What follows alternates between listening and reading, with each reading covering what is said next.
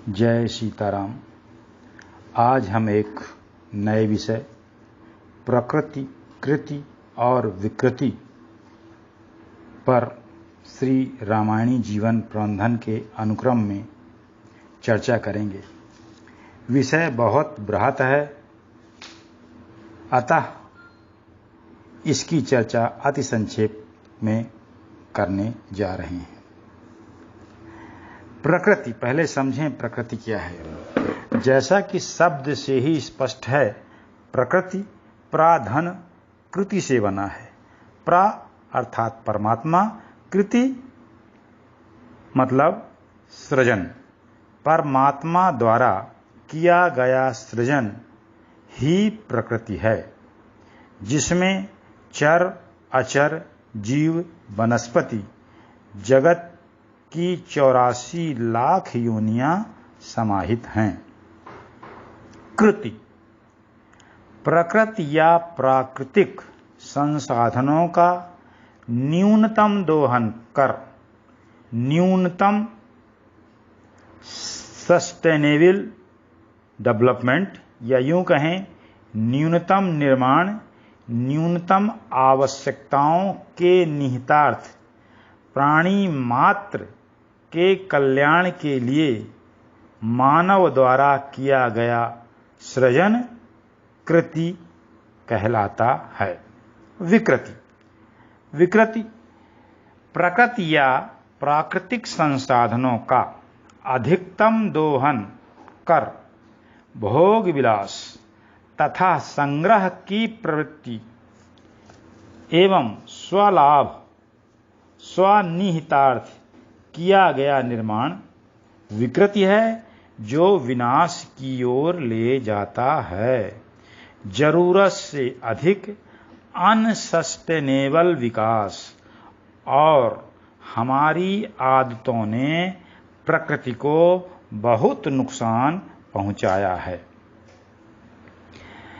प्रकृति को स्वभाव या नेचर भी कहते हैं, जैसा कि हम सभी भलीभांति परिचित हैं। जरा विचार करें, जब लौकिक अर्थात सांसारिक जगत में ही हमारे स्वभाव के विपरीत कोई आचरण करता है तो हमें क्रोध आता है और हमारे द्वारा सामने वाले का जाने अनजाने नुकसान हो जाता है। ठीक इसी प्रकार जब प्रकृति के साथ अनावश्यक छेड़छाड़ या उसके विपरीत आचरण किया जाता है तो प्रकृति भी क्रोध कर नाना प्रकार की प्राकृतिक विपदाएं लाकर या पहुंचाकर विनाश करती है। आज के सत्संग या संवाद का प्रयोजन है कि हम कृति तक सीमित रहें, अन्यथा विकृति के परिणाम विनाशकारी ही होंगे।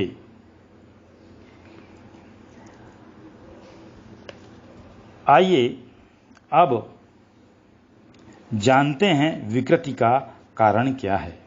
विकृति का मुख्य कारण बुद्धि प्रदूषण है, या दूसरे शब्दों में कहें तो कुमति है। और कुमति का कारण कुसंग और खान पान जो कि नैसर्गिक नहीं है।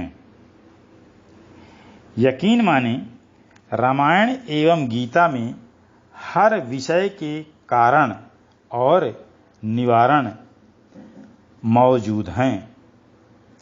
आइए अब श्री रामचरितमानस के आलोक में कुछ चौपाइयों का आश्रय लेकर चर्चा करते हैं। जैसा कि अब विदित हो गया कि प्रकृति में विकृति का मूल कारण बुद्धि प्रदूषण अर्थात कुमति है, इसलिए तुलसीदास जी रामचरितमानस में लिखते हैं, सुमति कुमति सबके उर राही, सुमति कुमति सबके उर रहाई, नाथ पुराण निगम अस कहही। जहाँ सुमति तहाँ संपत्ति नाना, जहाँ सुमति तहाँ संपत्ति नाना, जहाँ कुमति तहाँ विपत्ति निदाना, जहाँ कुमति तहाँ विपत्ति निदाना। जाहि राम जाहि राम दारुण दुख दीन्हा, ताकि मति आगे हर लीन्हा। जाहि राम दारुण दुख दीन्हा, ताकि मति आगे हर लीन्हा। अब आइए विराम से पूर्व आज हम इसी अनुक्रम में एक भजन सुनते हैं, जिसमें यह प्रार्थना किया गया है कि हमारे द्वारा किसी का किसी भी प्रकार से नुकसान न हो, हम ऐसे बने। तो आइए एक सुंदर से भजन में प्रवेश कर। मुझे ऐसा बना दो मेरे प्रभु, मुझे ऐसा बना दो मेरे प्रभु, जीवन में लगे ठोकर ना कहीं, जाने अनजाने भी मुझे से, जाने अनजाने भी मुझे से, नुकसान किसी का होना कहीं, नुकसान किसी का होना कहीं, मुझे ऐसा बना दो मेरे प्रभु।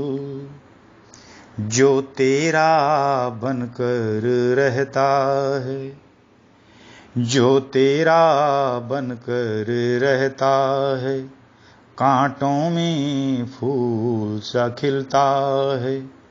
जो तेरा बनकर रहता है, कांटों में फूल सा खिलता है। सुख में भी कांटे राह चुने, तो फूल भी होंगे कहीं ना कहीं, मुझे ऐसा बना दो मेरे प्रभु।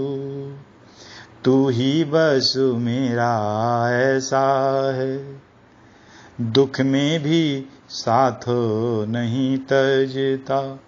तू ही बस मेरा ऐसा है, दुख में भी साथ नहीं तजता।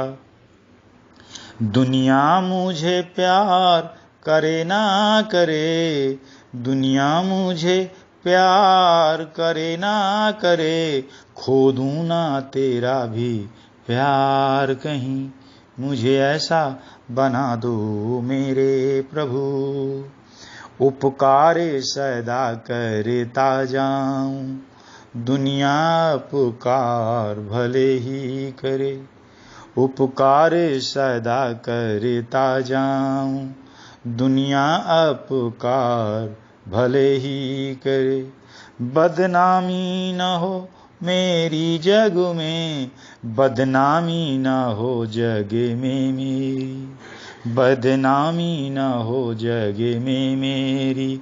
कोई नाम भले देना ना कहीं, मुझे ऐसा बना दो मेरे प्रभु।